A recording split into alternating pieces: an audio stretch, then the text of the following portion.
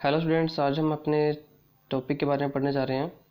ठीक है, एक टॉपिक हमारी क्लास 12th में से रहता है बायोलॉजी सब्जेक्ट में, जो molecular basis of inheritance chapter के अंदर आता है, जिसका नाम है IRGSP और इसकी फुल फॉर्म होती है international rice genome sequencing project. इससे पहले मैं आपको राइस के बारे में बता दूँ। राइस का जो साइंटिफिक नेम होता है, इसका नाम होता है ओराइजा सटाइवा, जो कि एशियन राइस है, और अफ्रीकन राइस जो है, जो ओराइजा ग्लेबरी में जो है हमारी अफ्रीकन राइस है। इसमें टोटल नंबर ऑफ क्रोमोसोम्स जो होते हैं, हैप्लॉइड सेट 12 नंबर होता है क्रोमोसोम्स का, और नॉर्मली ये डिप्लॉइड सेट में पाया जाता है। जीनोम साइज इसका 420 मेगा बेसिस है। सब स्पीसीज जो हमारे पास इसकी डिफरेंट तरह की हैं, जिसका नाम है जैपोनिका, इंडिका और जावानिका। इसमें जैपोनिका स्पीसीज जो है, इस पे मेनली हमारा काम किया जाएगा। जो राइस जीनोम सीक्वेंसिंग प्रोजेक्ट है वो जैपोनिका स्पीसीज पे किया गया था, जबकि चाइना ने जो क्रोमोसोम नंबर 4 पे किया था वो इंडिका पर किया गया था। और ये इसका जो हमारा एडिबल पार्ट है जिसे हम खाते हैं, वो ग्रेन होता है जिसे हम खाते हैं। और राइस ही क्यों लिया, इसके बारे में थोड़ा सा बताते हैं कि राइस जीनोम क्यों है। तो जीनोम के बारे में बताता हूँ कि जीनोम क्या होता है। पहले किसी भी लिविंग, जैसे ह्यूमन बॉडी के अंदर हम बताते हैं कि टोटल 23 पेयर ऑफ क्रोमोसोम होते हैं। ये डिप्लॉइड सेट में होता है पेयर ऑफ क्रोमोसोम। जब हम सिंगल हैप्लॉइड सेट की बात करते हैं, यानी कि 23 क्रोमोसोम्स की, इन 23 क्रोमोसोम्स को अगर हम जितने भी तरह के हमारे पास जीन के होते हैं, और जीन तो वो होते हैं जो कोडिंग सीक्वेंस होती है हमारे डीएनए के अंदर, उसके अलावा जितने भी नॉन कोडिंग सीक्वेंस होती है, वो सभी के सभी को इकट्ठा कंबाइंडली स्ट्रक्चर जो बनता है हमारे पास, सबको हम क्या कहते हैं, जीनोम कहते हैं। तो हम पूरे जीनोम जैसे बना जो किसका होता है, डीएनए न्यूक्लियोटाइड्स का बना होता है, उसमें एक पर्टिकुलर फैशन में हमारे न्यूक्लियोटाइड्स जुड़े होते हैं।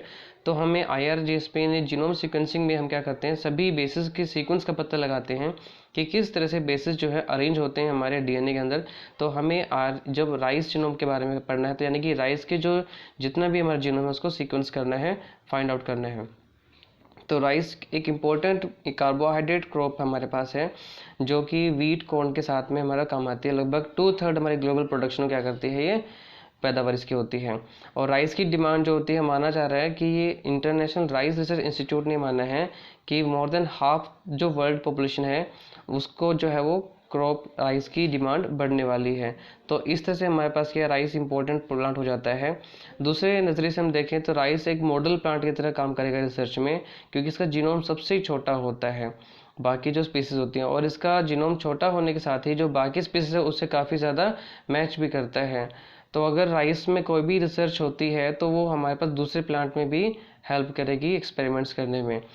तो इस तरह से हमारे पास, जैसे मैं अभी बताया आपको कि इसमें स्मॉलेस्ट जीनोम होता है, तो स्मॉलेस्ट जीनोम कितना होता है, तो राइस जीनोम जो होता है 6 टाइम्स स्मॉलर होता है कॉर्न प्लांट से, और 37 टाइम्स स्मॉलर होता है ये व्हीट प्लांट से जीनोम। इसलिए हम इसको यूज़ करेंगे सीक्वेंसिंग करने के लिए। अब हमारे पास है राइस की फूड कंजप्शन के बारे में एक बार देख लेते हैं कि राइस की फूड कंजप्शन कितने लेवल पे हो रही है। 2009 में वर्ल्ड फूड कंजप्शन जो राइस थी, उन्होंने बताया था कि 531.6 मिलियन मैट्रिक टन जो पैडी है वो यूज़ होता है, और लार्जेस्ट कंज्यूमर जो इसका है वो है चाइना, और उसके बाद हमारे पास इंडिया है, और जो कि 123.5 मिलियन मैट्रिक टन पैडी को क्या करता है, वो कंज्यूम करता है, जो कि वर्ल्ड का 23.3% के लगभग होता है। तो इस तरह से राइस का कंजप्शन बहुत ज़्यादा होता है, और वर्ल्ड ओवर इसकी नीड भी बढ़ती जा रही है। इसलिए हमें इसकी ज़रूरत भी है कि हम इसका सीक्वेंस करके पता लगाएं और इसको हम इम्प्रूव कर सकें वैरायटी को। तो अब उसके बारे में हम इंट्रोडक्शन में आपको बता दूं राइस जीनोम सीक्वेंसिंग प्रोजेक्ट के बारे में। तो राइस जीनोम सीक्वेंसिंग प्रोजेक्ट जो है वो वैसे तो 1997 में सितंबर में एक मीटिंग हुई थी, वर्कशॉप हेल्ड हुई थी, और ये फिर 1998 में क्या हुआ, फरवरी में इसको कंटिन्यू किया गया।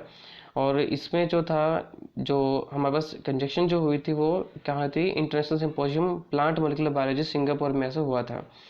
तो साइंटिस्ट जो थे डिफरेंट कंट्रीज़ में, उन्होंने इस वर्कशॉप को अटेंड किया था, और उन्होंने एग्री हुए कि वो आपस में मिलके राइस जीनोम्स को सीक्वेंस करेंगे। और जिसकी वजह से फिर इसमें बहुत सारी कंट्रीज़ के जो है हमारे पास, उसके मेंबर मीट हुए, साइंटिस्ट मीट करने के बाद उन्होंने गाइडलाइंस बनाई और उसके ऊपर काम करना शुरू हुआ। पार्टिसिपेंट्स ने एग्री किया गया कि हम जो है टाइमली जो भी इसका हमारा डाटाबेस तैयार होगा, जो भी फिजिकल मैप्स बनेंगे, यानी कि डाटा सीक्वेंस होकर जो इन्फॉर्मेशन आएगी उसको बाद में हम क्या करेंगे, पब्लिक डाटाबेस को यूज़ कर सकते हैं आपस में जो जो उसमें पार्टिसिपेट करेंगे। तो IRGSP में क्या था, लगभग 11 नेशंस ने पार्टिसिपेट किया था, और जो वर्किंग ग्रुप इनका था, और हर पार्टिसिपेटिंग नेशन ने फार्मूला जो था अलग पॉलिसी स्टैंडर्ड को फिनिश किया जिसे उन्होंने बनाया हुआ था, और उसके अकॉर्डिंग उन्होंने काम किया और इसको सीक्वेंस कर दिया। तो किस कंट्री ने कितना कैसे क्रोमोसोम को पार्टिसिपेट किया था, सीक्वेंस किया, उसके बारे में आपको मैं बता दूं थोड़ा सा। तो हमारे पास जैसे राइस जीनोम रिसर्च प्रोग्राम जो है, ये आप देख रहे होगे, इससे आपके सामने एक लिस्ट आ रही है। इस लिस्ट में आप देख रहे होगे कि यहाँ पे एक जगह का नाम दिया हुआ है। फिर उसके बाद जापान में जैसे कि क्रोमोसोम 1, 6, 7 और 8 को सीक्वेंस किया था इन्होंने। तो उसी तरह से डिफरेंट हमारे पास कुछ प्राइवेट और कुछ गवर्नमेंटल कंपनीज हैं जिन्होंने मिलकर क्या किया था, इनको सीक्वेंस किया। सभी ने अपना अलग अलग इसमें पार्टिसिपेंट दिया था। जैसे आप देखो, इंडियन राइस जीनोम प्रोग्राम जो है, यूनिवर्सिटी ऑफ दिल्ली जो है, इसमें क्रोमोसोम नंबर 11 पे इन्होंने काम किया था। और ये जो क्रोमोसोम नंबर 11 कंप्लीट सीक्वेंस नहीं किया था इंडिया ने, इन्होंने कुछ पार्ट क्रोमोसोम नंबर 11 का सीक्वेंस किया था, और बाकी पार्ट जो था वो यूएस ने इसको सीक्वेंस किया था। तो इसमें क्या था, हमारा जो इंडिया का रोल क्या था, मैं आपको बता दूं। इंडिया का रोल इसमें यह था कि इंडिया ने हमारे पास Indian institute for rice genome sequencing के नाम से हमारे पास बनाया गया, जिसमें 2 डिपार्टमेंट लगे थे, डिपार्टमेंट ऑफ बायोटेक्नोलॉजी और आईसीईआर यानी कि Indian council of agriculture research. इन दोनों ने मिलकर इस प्रोग्राम को अंजाम दिया था, और इंडिया ने इस प्रोग्राम को 2000 में ज्वाइन किया था। तो 2000 में ज्वाइन करने के बाद उन्होंने इन्वेस्टमेंट करीब 48.83 करोड़ की इन्वेस्टमेंट की इसमें, और टोटल जो इस प्रोजेक्ट की कॉस्ट थी हमारे पास राइस जीनोम प्रोजेक्ट की ऑल ओवर द वर्ल्ड, वो थी 200 मिलियंस। लगभग ये 10 ईयर का प्रोजेक्ट था, इसको 10 ईयर में कन्वर्ट करना था, यूज ख़त्म करना था। तो इसमें हमारे पास इंडिया का ये रोल था।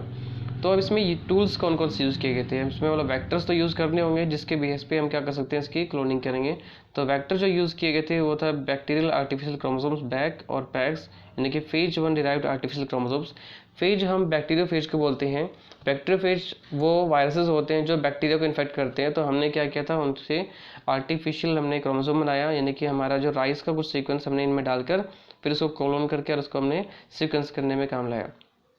अब किया कैसे, सीक्वेंस करने के लिए हमने क्या किया था, जो कल्टीवार हमारे पास है ओरिजिनल सटाइवा, जो सब स्पीसीज है जापोनिका, निपोन बेयर, इसको हमने यूज़ किया। इसमें क्लोन बाय क्लोन मेथड का यूज़ करते हुए बैक्टीरियल और फेज 1 जो हमारे पास आर्टिफिशियल क्रोमोसोम क्लोन्स बनाए, और उसके बाद हमने इनको सीक्वेंस किया। सीक्वेंस करने के बाद इनको ऑर्डरली मैनर में अरेंज किया। अरेंज करने के बाद इनको फिर पर्टिकुलर क्रोमोसोम पे असाइन करने के बाद इनका डाटा तैयार कर दिया गया। तो इस तरह हमारे पास राइस जीनोम की सीक्वेंसिंग कंप्लीट हुई। अब इसके सीक्वेंसिंग करने के बाद इन्फॉर्मेशन मालूम क्या चली, क्या मेल साइलेंट फीचर्स थे। तो राइस जीनोम का सीक्वेंस का साइज़ था वो 400 मेगा बेसिस से लगभग 430 बेसिस तक रहा है इसका साइज़।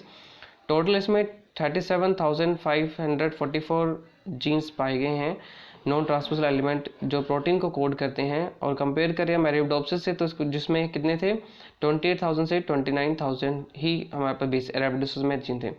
और इसमें जो डेंसिटी होती है वो काफ़ी कम है, तो लोअर डेंसिटी होती है, यानी कि एक जीन लगभग 9.9 किलो बेसिस का होता है राइस में। टोटल जो 2859 जीन्स ऐसे थे जो कि सिर्फ राइस में यूनिक पाए गए हैं अदर सीरियल क्रॉप से, जो कि शायद ये बताने में हेल्प करें कि मोनोकोट और डाइकोट में डिफ्रेंशिएट शायद इन्हीं वजह से होता हो, यानी कि उन जीन्स की वजह से। और इसको आगे स्टडी करने में और हमें हेल्प मिलेगी। लगभग 0.38% से और 0.43% जो न्यूक्लियर जीनोम था हमारा, ऑर्गेनेलर डीएनए फ्रैगमेंट पाया गया उसमें, यानी कि ऑर्गेनल यानी कि ऑर्गेनलीज जो होते हैं हमारे पास सेल की, वो उनका डीएनए कहाँ पाया गया, न्यूक्लियस के अंदर पाया गया। यानी कि जो ये बताता रिप्रेजेंट करता है कि ट्रांसफ़र जो है ऑर्गेनली का डीएनए कहाँ पर हो गया है, न्यूक्लियर जीनोम में हो गया है। तो यानी कि ये जीन्स क्या करें, ट्रांसफ़र हो रहे हैं, एक जगह से दूसरी जगह जा रहे हैं। इस तरह के जीन्स को हम ट्रांसपोजन्स कहते हैं या जंपिंग जीन्स कहते हैं। तो ट्रांसपोजन कंटेंट जो टोटल राइस में पाया गया वो है 35% पाया गया, जो कि हमारे पास सभी ट्रांसपोजन सुपर फैमिलीज़ में सबसे ज़्यादा है, लगभग 35%। अब इसका यूज़ कहाँ कहाँ पर होगा, जो राइस जीनोम प्रोजेक्ट है इसका यूज़ हमारे पास होगा, हमें प्लांट की इवोल्यूशन को अंडरस्टैंड करने में हेल्प मिलेगी। मोनोकोट डाइकोट में डिफरेंस कर सकते हैं। मैंने भी बताया कि लगभग कुछ जीन्स ऐसे हैं जो कि यूनिक पाएगा इस प्लांट स्पीसीज में, जो हमें ये आइडेंटिफाई करने में हेल्प कर सकते हैं कि वो मोनोकोट या डाइकोट में कैसे डिफ्रेंशिएट करते हैं। तो इस तरह से हमें हेल्प मिल जाएगी। हमें राइस ब्रीडिंग प्रोग्राम को इम्प्रूव करने में हेल्प मिलेगी, अच्छी एफिशिएंसी हो पाएगी। हम इस तरह से राइस की न्यूट्रिशन वैल्यू को बढ़ा सकते हैं और क्रॉप यील्ड को इम्प्रूव कर सकते हैं। प्लांट को रेजिस्टेंट बना सकते हैं डिफरेंट पेस्ट के अगेंस्ट, डिसीज़ के लिए, और हार्डनेस उसको प्रोवाइड कर सकते हैं इस तरह से हम क्या करते हैं, डेवलपमेंट कर सकते हैं जीन स्पेसिफिक मार्कर्स और marker assisted breeding new technology improve सकते हैं, ताकि हमारे पास इम्प्रूव्ड राइस की वैरायटीज़ बन सकें और ये हमें हेल्प करेंगी। और प्लांट जिस एनवायरनमेंट के प्रति आपको पता है रिस्पॉन्स करता है, कोई भी स्ट्रेस कंडीशंस होती हैं जैसे हीटिंग कंडीशंस हैं, वाटर स्कार्सिटी है, तो इन सभी कंडीशंस के लिए प्लांट्स को हम अडेप्टेबल बना सकें, तो ये इन सभी हमें क्या करें, हेल्प करेगा।